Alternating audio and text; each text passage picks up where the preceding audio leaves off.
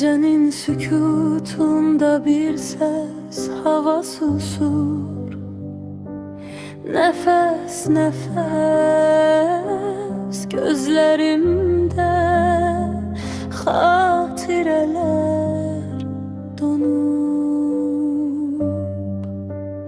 Bir adım yakın, bin adım uzak, yuxularımda sen yine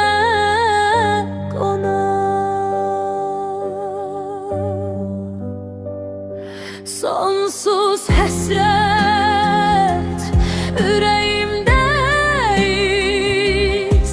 Niyə belə uzaqdasan, niyə ki sonsuz həsrət, səssiz qış yelləri.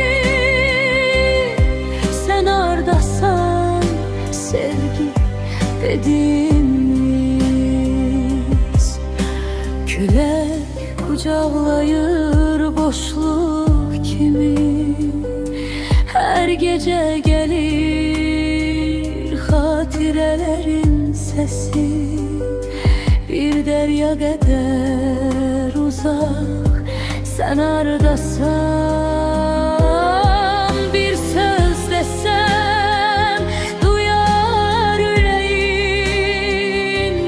Susur zaman, sonsuz bir dehlizde kalmışam. Sonsuz həsrət ürəyimdəyiz. Niyə belə uzaqdasan, niyə ki sonsuz həsrət, səssiz qış yelləri.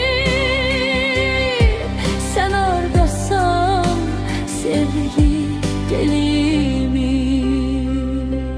sonsuz həsrət ürəyimdəyiz. Niyə belə uzaqdasan, niyə ki sonsuz həsrət, səssiz qış yelləri. Sən hardasan sevgi dediğimiz, sen hardasan